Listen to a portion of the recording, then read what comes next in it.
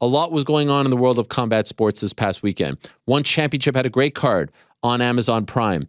A great main event as well. Tough night for one John Lineker, but their cards are fun. They're not getting a ton of buzz, but their cards are fun. Let's see what happens in May when they come to the United States.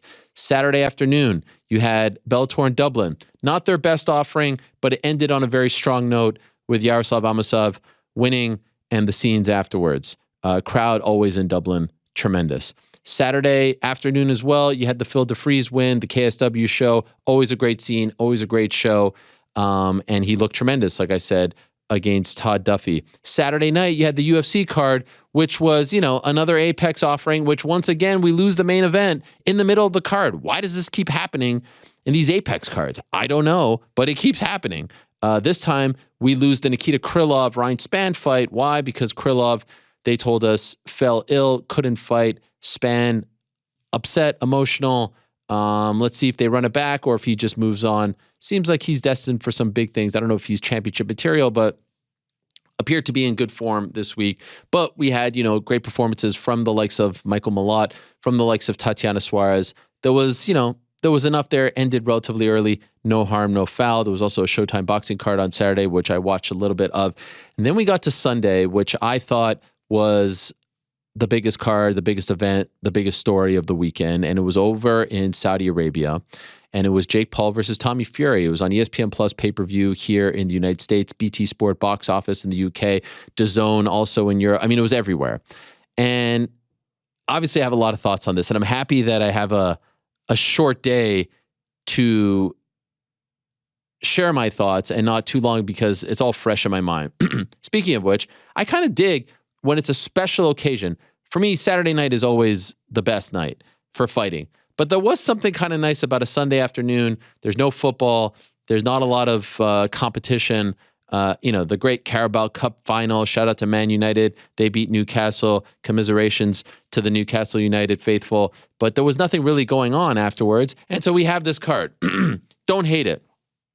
I will say, I know why they're doing the cards in Saudi. They're paying incredible amounts of money. The site fees are astronomical. They're paying more than any other place on the planet right now to have these events over there. Not just boxing, WWE as well. Not just WWE, Live Golf, horse racing, all this other stuff. And I can guarantee you more to come. Not to mention, getting the likes of Cristiano Ronaldo. I will say, look, the events look nice. They seem to put on a good show, and everyone who goes there seems to have a great time. And we know the score. We know what's going on. Terms like sport washing and all this stuff could be discussed. This is not me opining. This is factual stuff, all right? I will say this. They look good. Everyone seems happy there. They do feel soulless. They don't have buzz. They feel empty. And the amount of times that we have to hear about how great the country is a little much. Like, hey, we go to an event in Vegas. Vegas is a great place too. We don't have to hear it over and over and over and over again. I just wish they would scale back on that just a wee bit. Like, we don't need to hear it every single time. Not every single interview, not every single segment, not every single question has to be, tied to how great this place is. We get it. You're there. You're happy. It's great. We saw the scenes. We see the commercials. It's great. Thank you. Appreciate it. Can we move on? Oh my gosh. Anyway, Sunday afternoon, it's Jake Paul versus Tommy Fury.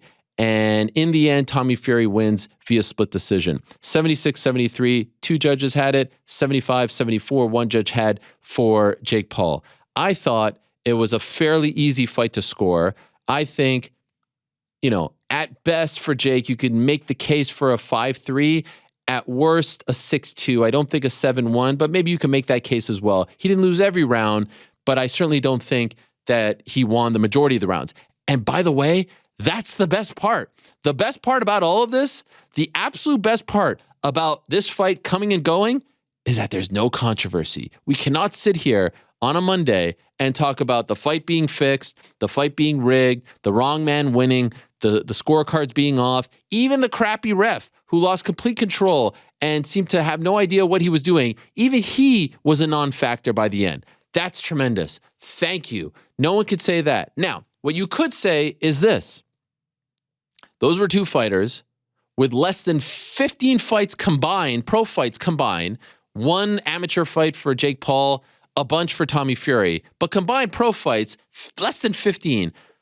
fighting in a main event that went 8 rounds that looked like 2 fighters with less than 15 fights combined. I am sorry if you are out there and thought that was going to be Leonard Duran. I am sorry if you are out there and thought that was going to be one of the best fights of the year. If you think that's going to be like, Tank and Garcia, which, by the way, got officially announced on Friday. Can't wait for that. April 22nd, Las Vegas. It's going to be tremendous. Site still TBD, but DAZN and Showtime coming together. Salute. That was never going to be that. Now I get it. The hype, the hoopla, the buzz, the trash talk, the promotion, the almost 2 years of buildup leads you to think that it's going to be that, but it was never going to be that. And so I see people disappointed. I see people saying it was crap. It was a letdown. It wasn't. In the great words of the legend Max Holloway, it was what we thought it was, right? It is what it is. It is what it is. It was never going to be a classic. It was never going to be an all-time great. But there were questions that we wanted to know the answer to. Number one, could Jake Paul beat a big guy, a younger guy, a quote-unquote pro boxer like Tommy Fury? Number two, could Tommy Fury beat Jake Paul? He had never fought someone who had fought the level of competition, pro MMA fighters or boxers or not, like Jake Paul. And more importantly, could he overcome the pressure? Could he overcome the spotlight, the scrutiny, the main event for the first time in his career? And the answer is yes. Tommy Fury had the right game plan. He fought the right fight, which means he understood that he had the better jab. He understood that he had the longer reach. He understood that he had the more technical boxing skills and understood that he has fought longer than him. And he used that to his advantage. It was only in the rounds where he got away from that and was squaring up and not using his jab and not sticking and moving and not using his reach where he got caught a couple times. In the end, though, he didn't get caught with the right hand, which is Jake's signature punch. It actually was the left hand that caught him. And yes, there was a jab that dropped him in the 8th, and he tried to dispute it, but it was a legitimate knockdown. In the end, though, it was the guy who understood the basics and who used the basics to his advantage and was able to jab essentially his way to a victory. Was it theater at its finest? Was it drama? Was it in a 5-star match? No, it was what it was. It was 2 novices fighting. With a lot of hoopla and a lot of buzz and a lot of excitement surrounding them and a lot of fanfare, and they're very famous. But I didn't walk away from that let down, disappointed, upset, because I guess my expectations were of that going into it, and I was okay with that. I knew exactly what it was. And that's fine. I was curious to see who would step up. I was curious to see if anyone would surprise us. I was curious to see if someone would be able to shock us and do something crazy. But in the end, they didn't. Tommy fought exactly the fight that he was going to fight and should have fought.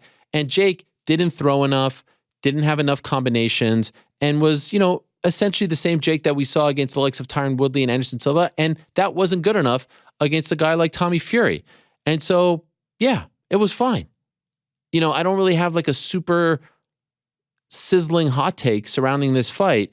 It just was what it was. To me, the bigger discussion, the bigger conversation, the more interesting conversation is what happens now, because there's a lot of questions and most of them hinge on Jake Paul, right? Because all of this is built around him. MVP, the PFL deal, the Nathan Diaz fight, him versus MMA, all this stuff hinged on him continuing to fight, and I think to a degree continuing to remain undefeated. Well, we don't know if he's going to continue to fight. It sounds like he is. And by the way, shout out to him for how he dealt with it, and shout out to Tommy Fury for how he dealt with everything as well. He was very emotional. We got to see like a real side of him. It seems sometimes like he's too worried about the PR. He got to let his hair down. He was emotional. He was happy. He talked about the pressure. It was all fine. They both handled the aftermath very well, I thought. If Jake Paul continues to fight, what does this loss mean? It sounds like as of right this moment, he's leaning towards and his team is leaning towards an immediate rematch. It sounds like the Nathan Diaz fight is dead. It sounds like, that's the direction that they want to go in. And I don't know, maybe there's someone in Saudi Arabia or someone in the Middle East that's going to pay them a lot of money to go back there. I don't know if there's a great amount of interest to run it back. Maybe I'm wrong. Maybe I'm not the demo. Maybe if you go to the UK and there's actual buzz and atmosphere, maybe then we've got something on our hands. I don't know if people are going to line up to pay for this fight all over again right away. Now, maybe he doesn't care. Maybe he just wants to right this wrong. Maybe he just wants to prove that he could beat him, and he's got enough money. And it's kind of like Conor and Nathan Diaz, where Conor just really wanted this, even though everyone was telling him not to do it. And he went out there and it was a big fight and he got the win. He was able to move on with his life. Maybe that's it. We know for Tommy Fury, there's nothing bigger. Who's he going to fight now? That's the crazy part about all this. He got paid a lot of money. Who's going to fight now? He has to go back and fight another 9-0, 10-0 guy, right? He can't. Who's he going to fight? There's no one really out there bigger than Jake Paul. So we know that Tommy will take this fight, and that was very clear after the fact. Jake has some options. If it was up to me, it feels like the Nathan Diaz fight is dead, and we'll get to Nathan and his future in a moment. I would do the KSI fight right now. We had him in studio. I still think that's the bigger fight, and the way that it would be sold is KSI says, hey, you lost, haha, you saw him on social media, he was doing that. Jake says, hey, at least I fight real guys. We find out who's the baddest YouTuber of them all, and then the winner gets to have, bragging rights for life. Maybe they run it back. That, to me, feels like the biggest fight. Now, it seems like KSI is set on this May date. Seems like he's going to fight Joe Fournier, who I guess you could say is a pro boxer, but if you look at the competition, I guess it's Tommy Fury-esque, if you will. And then maybe they fight later on in the summer. I don't know if Jake comes back so quickly. I would advise him not to. He'd fought in October. Now it's February. Maybe take a break and return in August or something like that. And you fight KSI if he wins. I think Jake's next fight should be against KSI. I don't know if KSI's next fight will be against Jake, even though I think it should be, because if he loses, then now the fight even loses more luster. Maybe Jake fights Tommy. If he loses, then again, fight loses luster. I don't know. It doesn't feel very clean. But there's different groups of people that care about this fight for different reasons. The YouTube audience cares about this fight and this rivalry and the result because this is a YouTube thing, right? It's Jake Paul, it's KSI, it's Misfits, it's MVP, all that. The boxing crowd is like, hey, thank you, Tommy Fury. You were able to shut this guy up. The MMA guys couldn't do it. Good on you. It seemed like a lot of them were happy yesterday. The MMA crowd, our community is interested in this now, I think, because of Nathan Diaz, not because we were invested in the career of one Tommy Fury, and we were invested in the career of Jake Paul because of his feud with the MMA guys, the UFC, Dana White. If he didn't have any of that, I don't know if we would have talked about him as much. But it seemed as though he beats Tommy Fury, he gets Nathan Diaz next. Seems as though that's not a thing now. And so the question is, what becomes of the great Nathan Diaz, who fought so hard to become free, to do it his own way, to go out on top, to play the field, and to live out this dream, this fantasy of becoming a pro boxer? Well, wouldn't you know it? Despite the loss, an opportunity presented itself. Yesterday, in the form of a mid-fight, mid-round interview between Logan Paul and Radio Raheem, who was doing the post-fight interviews. And this interview was airing to the crowd, to the audience. And in the middle, towards the end of the interview, Logan Paul says, hey, Tyson, if you're listening, Fury suck. You're all a bunch of B words, blah, blah, blah, blah, blah. Nathan tweets that out. Who let the spoiled kid get on the mic? And now it seems, and some other stuff, and now it seems as though we've got something. And initially I was thinking, interesting. Nathan versus Logan Paul. Does this make any sense? Logan hasn't had a ton of success as a boxer. Yes, I know he had the Floyd fight. And by the way, Floyd fought, I guess, to a draw with Aaron Chalmers. Who the hell knows? It was very weird. He didn't even show up to the weigh-ins, for goodness sakes. Does this make sense? And then the more I thought about it, I was like, you know what? It kind of actually fits the Diaz brand a little bit more than the Jake fight, only because of this. And I had to think about it. I had to get there. Okay, so it wasn't top of mind. But I'd been hearing some stuff. I saw Logan in Montreal. We may or may not have talked about Diaz. And I was like, it started to percolate in my mind. Then I was thinking, all right, Nate doesn't like to follow the pack, right? A bunch of MMA fighters fought Jake. He doesn't want to be the next guy in line. Cool. Jake just came off of a loss. Doesn't necessarily like to fight people coming off of a loss. Cool. Logan, very popular right now with the WWE stuff, with the Prime stuff. There's something there. Now I wouldn't be surprised. So in the moment, I was like, man, what a disaster. Does Nate have to go back to the UFC? There's massive fights out there for him, right? The biggest fights The most intriguing fights, the fights we want to see, are out there in the UFC specifically for him. They're not in Bellator. They're not in KSW. They're not in ONE. They're not in PFL. They're not in Ryzen.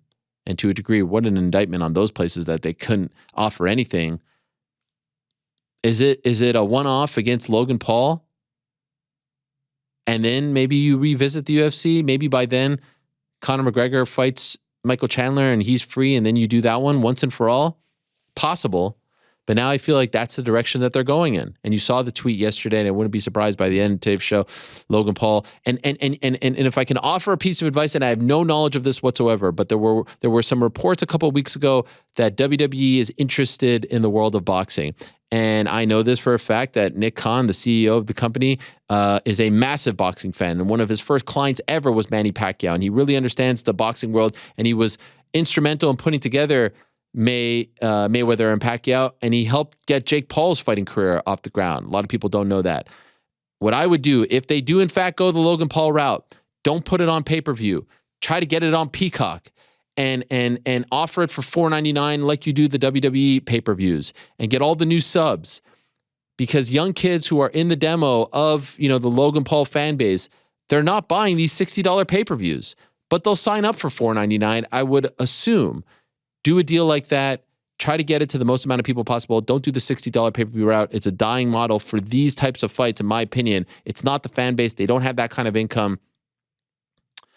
That would make it feel different and special, in my opinion.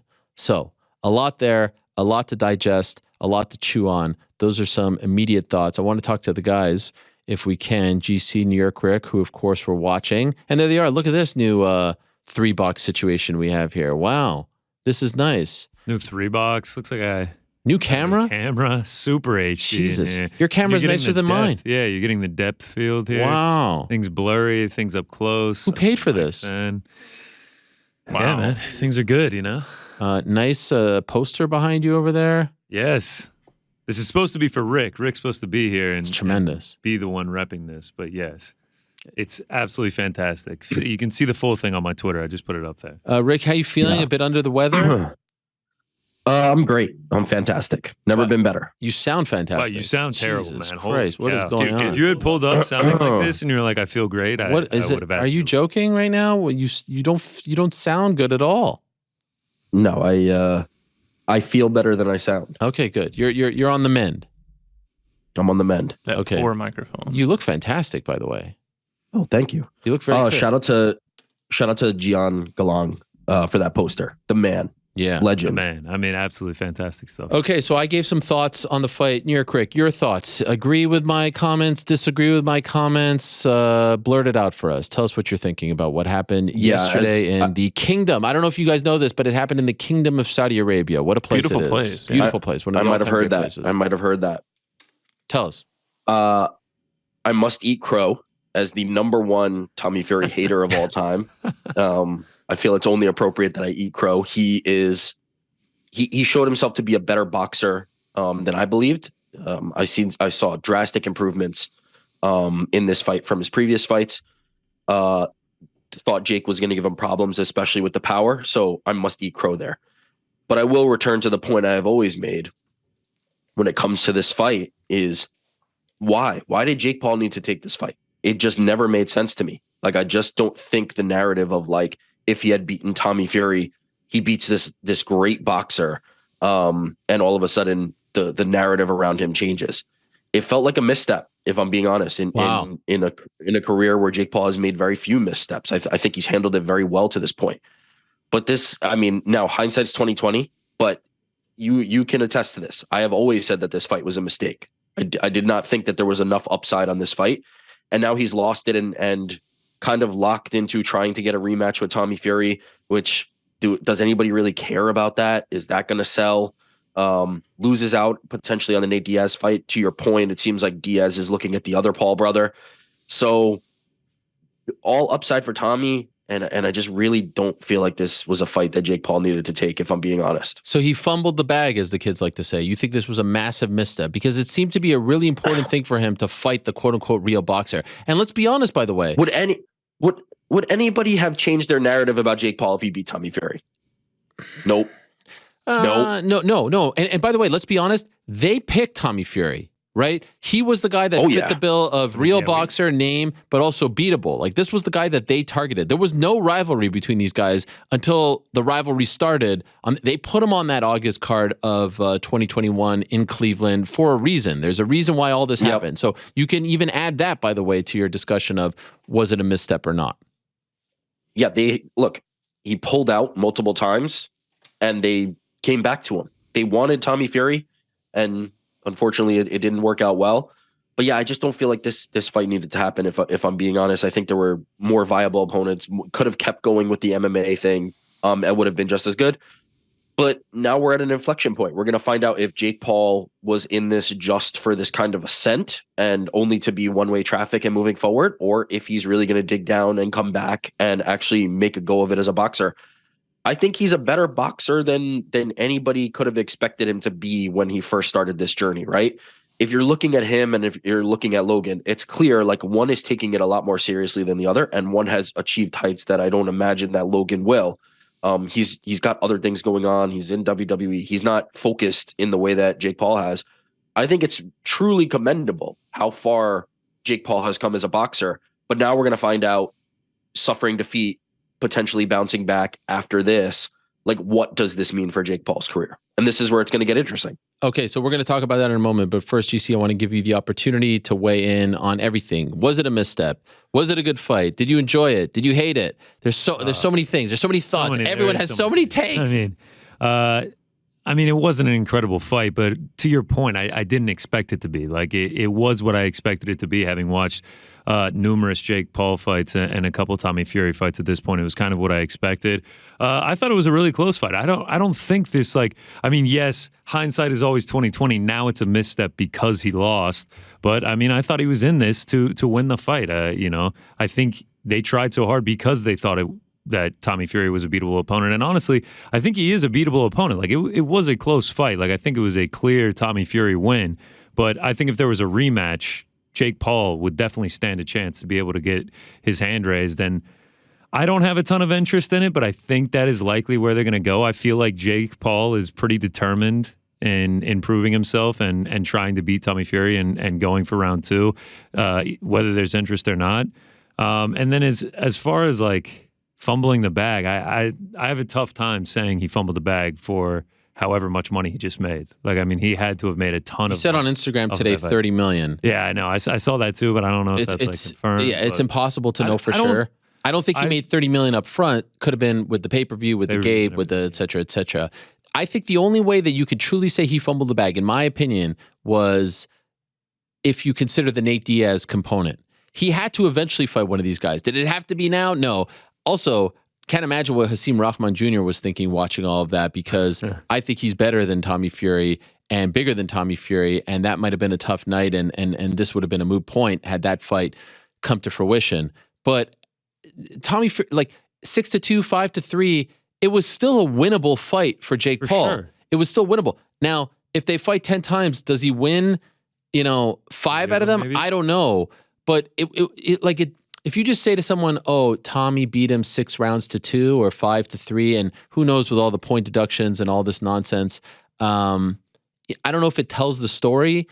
The first half of the fight I thought was relatively easy to score. Second half was a little closer, but in the end they were fairly evenly matched, which brings us to the point of Jake Paul, whether you want to admit it or not, and I know it's not cool to give him credit, is better than anyone thought he was going to be. Better than his brother, right, at this point, because he's taking it more seriously and he's fighting more. And Tommy Fury is probably a little bit better than people think he is right now. However, he's just 23, and he's pretty much as good as someone who is, 8-0 at this point, 9-0, fighting against very mediocre competition leading up to this point, which is the case with every single boxer on the planet. That's who they fight leading up to this point. We'll say, though, you watch him, you say, I don't know, he ain't going to turn into, he's not going to turn into Badu Jack even, let alone Tyson Fury, let alone Chad Dawson, let alone Bernard Hopkins, let alone any of these names out there right now. He just is what he is. He's a famous guy with a famous last name who's on a famous reality show who people are drawn to, and that's okay. Like, I find it so frustrating after these fights that we have to make these big sort of statements about who they are, what it all means. it just kind of was what it was. And I hate that. It feels like a cop out to say that, but it just kind of was what it was. I will say this though, and I'll go back to you on this one, GC. Do you have any interest in seeing this again? I don't know if I have any interest. I don't. I mean, as soon as the fight ended, someone texted me that and was like, "Do you want to see a rematch?" No, I really don't. I don't really care.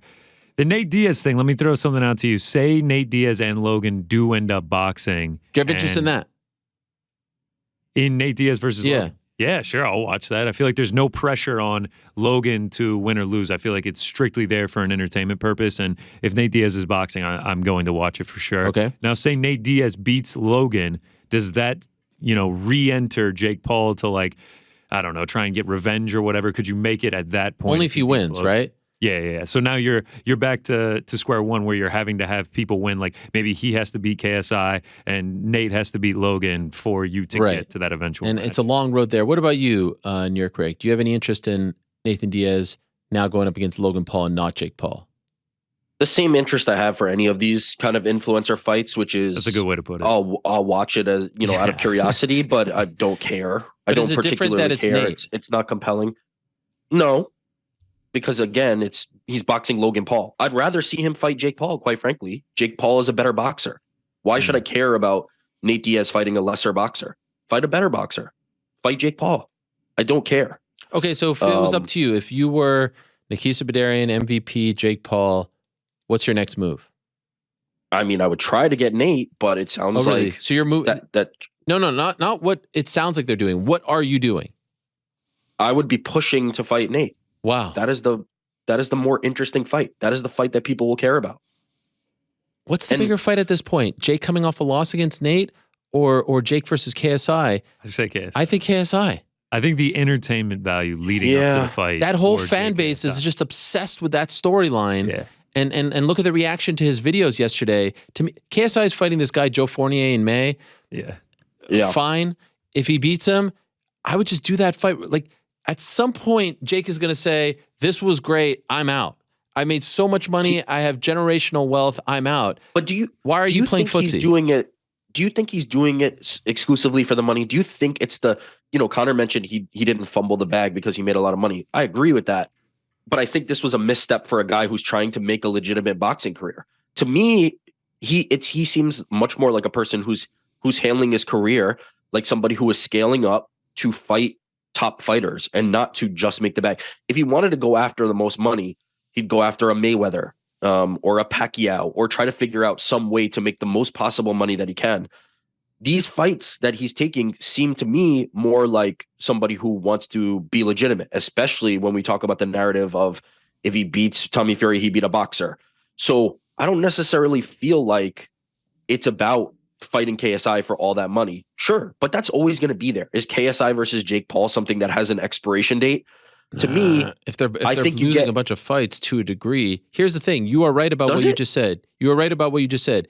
They did everything they did was in the sort of mindset of let's be legitimate, let's be boxers, let's do this, MVP, Amanda Serrano. You're 100% right. The question, though, that we didn't know the answer to and still don't because it just happened yesterday is what happens when he starts to lose, when the going gets tough. At some point, he hits a roadblock and he's like, all right, I'm not saying this is going to happen, but it's a question. Okay, this was fun, but like I don't really feel like losing right now. It's hurting my brand. It's injuring me. It's cutting me up. That's the thing. It's all well and good when you're knocking out Tyron Woodley and Ben Askren. But if you're starting to lose, then you start to decide, all right, I've been doing this for 3, 4, 5 years. It was nice. I got a lot of money. I want to now focus on, I don't know what, music, TV, video games, who the fuck knows? You know what I mean? So that to me is the big question. Yes, I agree. He was behaving as someone who wanted to take this whole thing seriously and be taken seriously. But then what happens when he starts to lose? It feels like in the loss, he's taking it as someone that still wants to take it seriously. The way that he's talking post-loss. To me, that seems more like KSI's mentality. This is something that I did. I'm doing it for a short amount of time. I'm going to achieve the things I'm going to achieve, and then I'm out. I mean, he literally said to you, he beats Jake Paul, and then he's gone, and he's doing music. Yeah. Jake Paul doesn't strike me as that dude. You can say a lot of things about Jake Paul. To me, this whole experiment, this whole thing, has been him testing himself, and I think he is legit. I think he's a legit competitor who really wants to test himself. I don't picture him as this guy who's just in it for a quick buck, getting in, doing it and getting out. I think he really wants to rematch Tommy Fury because he doesn't want to have any losses that are unavenged on his resume. I think he really wants to fight Nate Diaz. I think eventually he wants to fight Floyd Mayweather. I really believe this is a guy who's motivated to be the best possible boxer he can be. How good can he possibly be? I think there's a ceiling on that. I think there's a cap. I don't know if he knows where that is. But I think he's a legit competitor, and I don't think it's all of a sudden now just I've lost once cash grab. So I really do believe he wants to be the best. If you're acknowledging that, how did he fumble the bag? Yeah, I think what you just said, Rick, is why he wanted to fight Tommy Fury so bad. If you believe that, but how could that be a misstep if that's what he wanted? Tommy Fury was the biggest name with the least amount of experience who falls under the pro boxer umbrella. See, but the pro, I never bought into the pro boxer thing. That's the thing. He could have fought a million other people that would have been just as like. To me, fighting Anderson Silva means more to me than fighting Tommy Fury. It's a more interesting fight. He's a more legendary fighter. I don't care that Tommy Fury is a quote unquote boxer. It doesn't mean anything to me. It means something to him, but that's But it kind of meant something to the audience too. Did it not? Like, did it? Tommy Fury boxed him. Like whether it was impressive or not, like he did box him, and we found out that he couldn't handle it. If he had won, would the narrative have been Tommy Fury was a boxer that he defeated, or the narrative have been Tommy Fury beat up taxi drivers on the way to becoming a boxer and discrediting everything Jake Paul would have done in beating him? Tommy Fury, as sort of novice as it was, if you want to use that word, looked like a real boxer out there. He looked like the way better boxer, no doubt. I agree. He looked like a real boxer. So to me, if he would have come out and knocked him out in the 8th, that would have told us a lot. He weathered an early storm. He was going 8 rounds with a big, strong guy. There was a lot of clinching. There was even. By the way, I am not a boxer. I don't have the guts. I don't have the DNA. I don't have anything. Every couple of days in a week, I go hit mitts. I'm exhausted after 30 seconds. The people who clown on these dudes, YouTubers or not, for going 8 rounds, like you have no idea how tired you are. And I'm doing that in an empty gym, let alone in front of all these people with all that pressure. It is so hard to box and to box properly and to do everything from foot movement to head movement, all of that. Like you have no idea. You sound so dumb when you talk about this shit and you say that like it was like these guys are exactly who they should be at 6 pro fights, 8 pro fights. It's just that they get a lot of attention, so you think that they should be better. No, that's not the case. Tommy Fury, to me, behaved, performed, fought like a guy with 8 pro fights.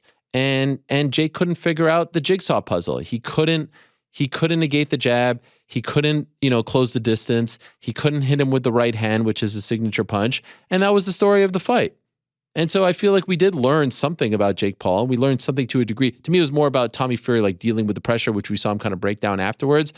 And so now, like, ultimately, to your point, GC, like if he wants to go back out there and just for himself do it, he doesn't need the money. He has every right to do that if he wants. I just don't know. My question is, does the public care at this point? Is there enough invested in these two guys to care, to warrant doing it again? I don't know. That's why I say there is a fight that the public cares about, that a community cares about, and they're a very rabid, passionate community, and that's the KSI fight.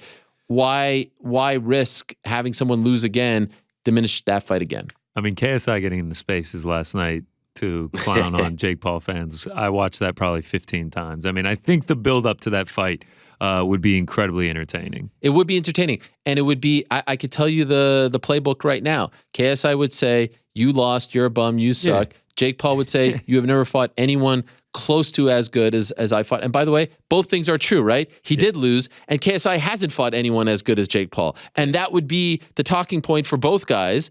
And they would meet, and it would be like, who's the king of the YouTube boxing scene?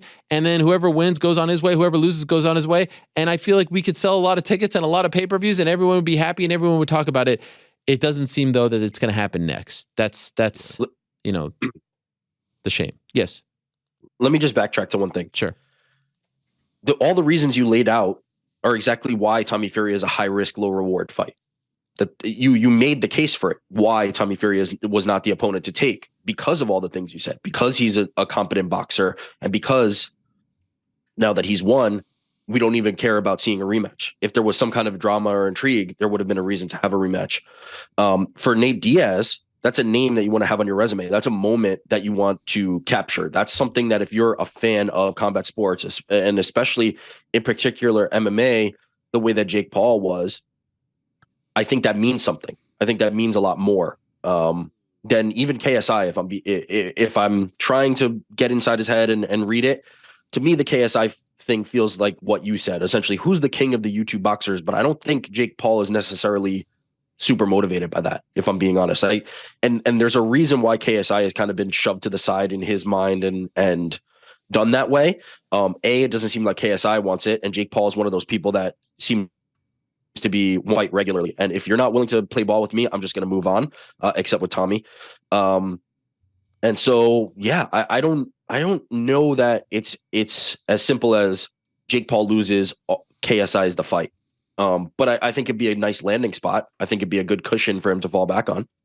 Do you guys agree that they need to move away from the pay-per-view model for these fights? Yes. I'd love to, maybe I'm going to be 100% wrong, and maybe they're going to have a big number, but I just don't know if, like, I see so many people openly talking about the streams of this and that. Yeah. The audience too that's watching this, like their main demographic is not the one that's going to shell out to buy a pay-per-view. There's got to be another way, right? I don't know if it's under like the DAZN model where it's, what I was talking about with Peacock, right? Like it's part of a subscription, but you can't put it behind a paywall, but don't charge $60, $24.99, $60, whatever. That was in 24. I think, what was that? I think it was like 50 or 60. I think it was 50. Yeah. Yeah. I mean, that's a lot. I've talked about this before. Twitter followers, Twitter mentions, attention. That is not a translatable pay-per-view metric. Pay-per-view. But viewing metric, like social was on fire. Anybody doing watch parties was on fire. Like the world was watching, no doubt. You like the Sunday afternoon thing?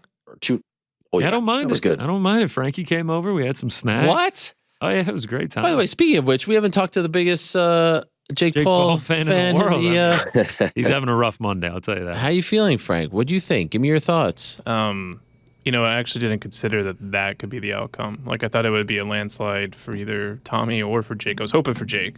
So foregone conclusion. Yeah, for whatever reason. Maybe it was the way they were talking. I got wrapped up in the drama. I really just thought someone was going to knock someone out. Which I thought it was rigged. Yeah. No, if they had followed the script. No, I'm sure. Me and Frank were following the script pretty closely. We were hoping that a few things might match up. Is there anything more annoying than this bullshit? Well, Hector Afu was pretty annoying too. But. Oh, yeah. Frank loves the ref. Hector Afu, shout out. If you had any inclinations that any of his fights were rigged, like, I feel like that is that. Well, what's silly is that people were still saying it was rigged. Like, I saw this morning. And after the fact? Yeah. He lost. How could it be rigged? Well, I don't know if they're beating for those conversations or what. Make more money. By the way, this camera, man. It's so nice. Stop looking. Hey, let's talk to Frank. Oh, look at my camera. It's really starting to accent my eyes. What about the loser that had to sit there? I mean, that probably took an hour to type up. That whole script thing. Oh man, yeah. I bet it was more than an hour, and then they did the watermark in the back, and the highlighting for no reason. They're like, where do I do it?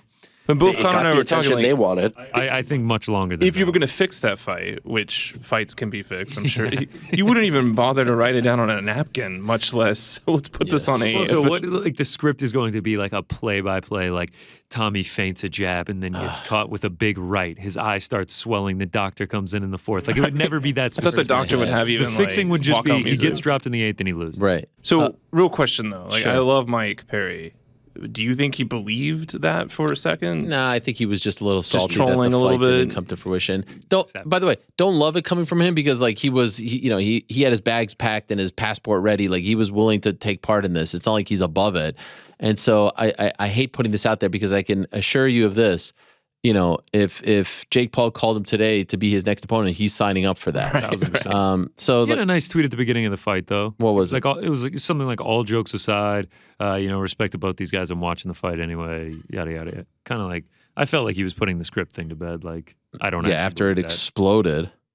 Can we talk a second about the production value of all of it, though? Sure, go ahead. Well, before you say that, just hold that thought for a quick second. Do want to give a shout out to the great Arnold Allen, who may have had the tweet of the night. Thank you to New York Rick for alerting us of this. Should have gone to bed. These guys aren't bad enough that it's funny and not good enough that it's good. That is a very accurate description. In other words, it was what it was.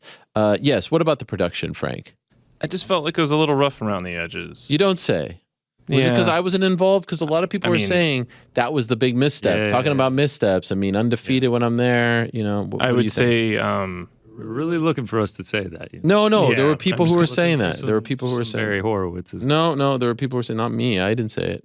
What did you like, Frank? It felt a little like the DJ wasn't having it. They were playing music throughout the whole fight. I don't know if you noticed that. There was just real low frequency, like some bass. I'm like, that's just annoying. During the actual fighting? During the whole fight. Yeah, I didn't hear that. I was so annoyed by that. Really? Yeah, that was crazy. Then That's Did Jake Paul walking to wherever to his cue or wherever, and it was just dead silent? that was awkward. I thought he was actually pulling a Darren Till circa Pandemic, walking out to no music. Me too. And then they were going nuts. He's playing mind games. I don't know why I'm doing the Right, British okay, accent yeah, right now. I why? wasn't watching it. But it was like, all right, chill out, guys. Maybe he just took, it wasn't that big of a deal that he came out 2 minutes late.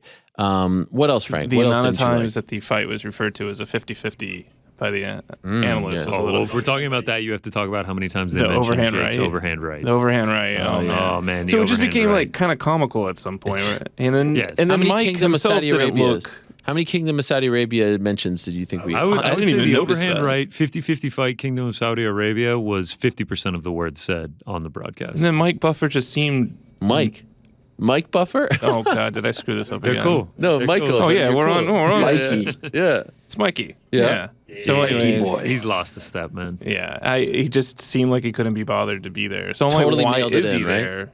I mean, I think he did mail it in. Yes, I think he got a massive payday, and he's just like, all right, Yeah, like it was funny at one knock point. this out. The analyst was like, "This is the best fight I've ever watched." And I'm like, "What? Did his paycheck just clear or something? Like, why is he Yeah. saying this randomly in he got the the, seventh he got the direct round?" deposit notification. The undercard had a little left to be desired, right? I mean, the undercard. I wasn't- didn't even watch, but Yeah. the Well, the co-main co-main and the was main. fantastic. Yeah. Coleman was fine. I'm talking about the fights prior to that. Yes. Rick, did you watch those? Yeah, but boxing undercards in general. Yeah. Are, I mean, Like, but this it was looked like trash. me versus you. That's all right though. No?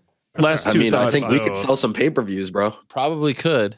Oh yeah, The, Rick versus Helwani. jalapeno bomber dip and the Oh. Easter cookies that I had over at Connor's house. Oh yeah, grocery store just skipped right over St. Patrick's Day, I guess. Went straight to Easter, huh? Yeah, So with those a little, chocolate made it a eggs. really fun night. So thanks, Connor. Oh yeah, we baked some cookies. Frank brought me a gift. I mean, it was What was the gift? it was really just a touching moment. Avatar: Last Airbender, a book Wow. about it just came out. I mean, yeah, it's a coffee table book, hardcover. It's Frank, who knew? fantastic stuff. Who Me and my knew? roommate are huge Avatar fans. So This has never come up before. Last Airbender, not the movie. I don't think you ever listen. Is that why you're such a big Izzy fan? I mean, I think it's cool that that's his nickname. Yes. Wow. So, Frank, the present was just because he invited you over? No, No, not even. just you're just thinking about people. you know? Wow. Yeah. He literally said, I saw this, I thought of you, and I purchased it. A high quality book, too. I don't think you've ever gotten me anything, Frank. Hey, Hardcover, look again.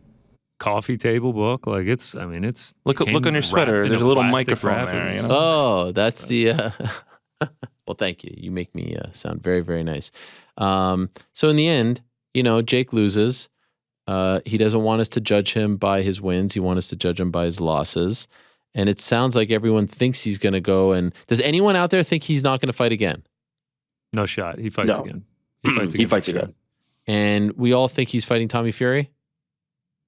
If I had to place money on it, I would guess that his next fight is against Tommy Fury. Yeah. Wow. And any chance Tommy's like, actually, he doesn't have a say in this because there's an immediate rematch. I think it's Tommy again, KSI at the end of the year. You know what's so weird? I listened to, I think, 4 podcasts afterwards just to see what other Wow. people were saying. Boxing podcasts on the drive in today. Yeah. Anyone that was there was talking about this like it was the second coming of Leonard Duran. What a scene. It was amazing. Da-da-da. Anyone who was home was like pretty much had the take that we had. Like, all right, yeah, it was cool.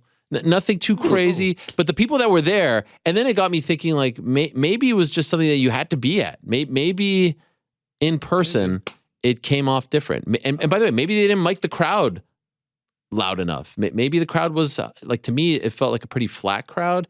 Maybe they were more hyped than we thought. I don't know. I had as much fun like looking at social media and stuff as I did watching the fight.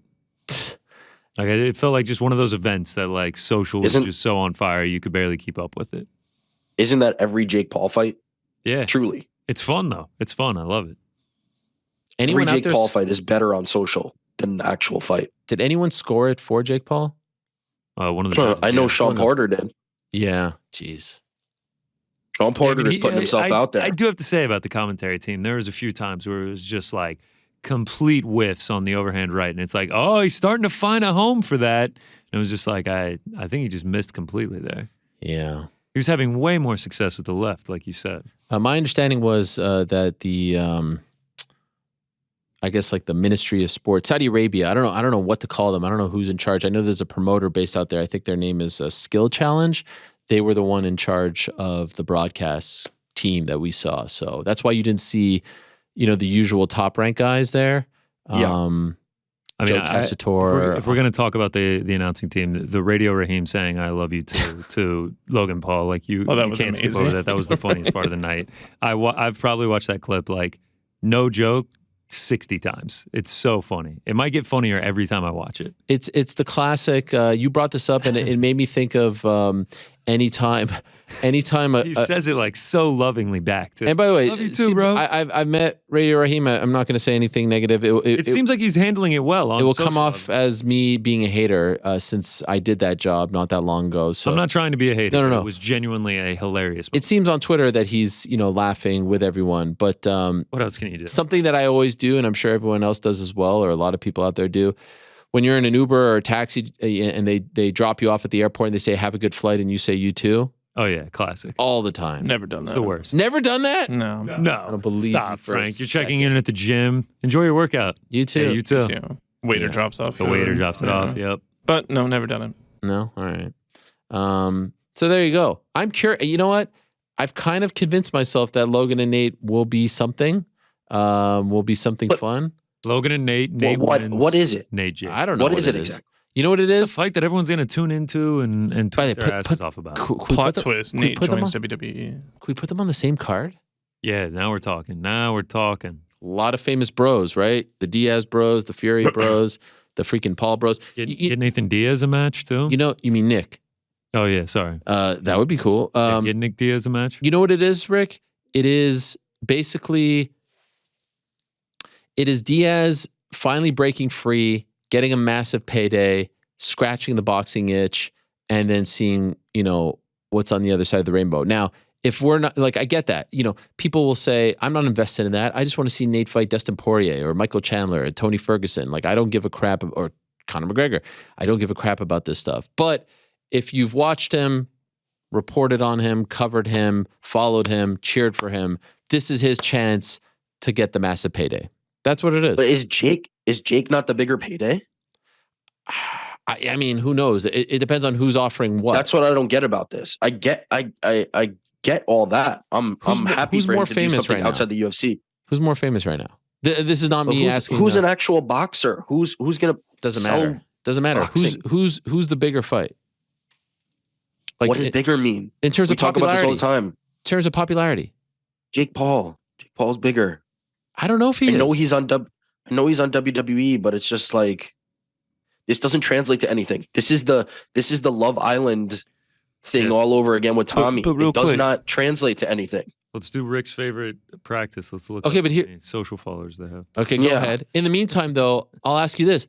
If Jake isn't available, if Jake truly is in the mindset of, hey, I need to right this wrong. All for it. Okay, Go for it. What does All Nate for do? it. What does Nate do? Yeah, that's fine. All for that. If Jake really wants to go after Tommy, do the Logan Paul fight. No problem. No problem on my end. But what does Nate I'm do all then? for it. I'm saying Nate can fight Logan. That's great. Okay. Well, that's I think the reality that he is facing. He realizes that the fight isn't there. So you feel if Nate Diaz said to Jake Paul, let's fight, instead of fighting Tommy again, Jake would choose Tommy? I think in Jake's mind, based on what he said yesterday, maybe today he wakes up and says, seems like yesterday he was all about the rematch clause, like the post-fight presser. It seems like that's what they were leaning towards. Then yeah, I'm all for it. You didn't hear a peep about Nate after the fight. Yeah, to me it seems like those two are the partners that need to be dancing. But if they don't want to, I'm all for it. Is there another idea out there for Nate if it's not Jake and if it's not Logan? I mean, any of these guys, honestly. Which guys? I'd watch Nate against, like, any of the influencer type. I'd watch him box. I mean, I'd watch him box Anderson Silva. I'd watch him box Mike Perry. Face I'd temper. watch Wait, him. did you just refer to Anderson Silva box. as a influencer type? I'm just talking about the guys who have been in this influencer scene, right? Sure. I'm not going to call Nate Diaz a boxer or Anderson Silva a boxer, right? Mm.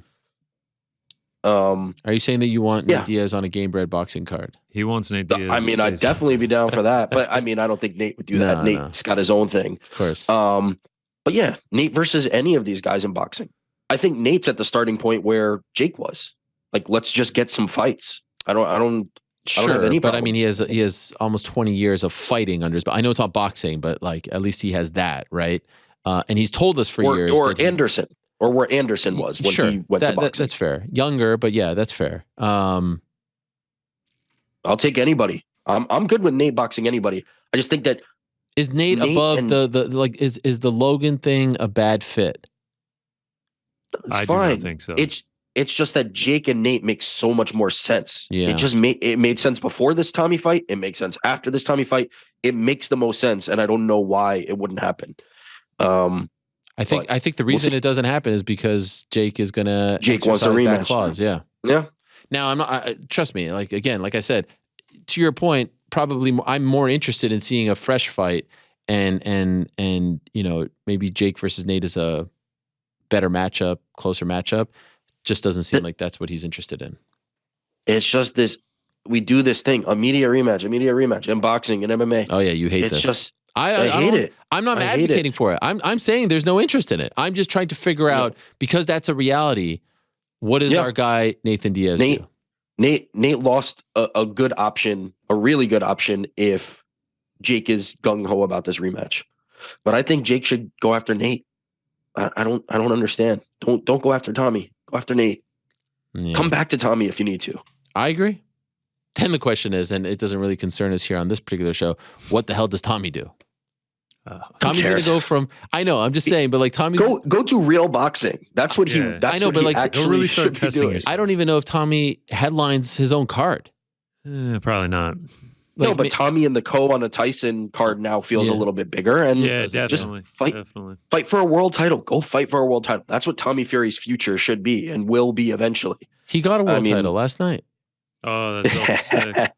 By the way, is it not annoying when they tell us leading up to the fight, this guy's a scrub, I'm going to, starch him or knock him spark out under 4 rounds, blah, blah, blah. He's beneath me. This is a vacation. And then the reaction after the fight is crying, emotion. This is the biggest day of my life. Like, no, first you told us it should be the opposite. It's like what Paul Heyman told me.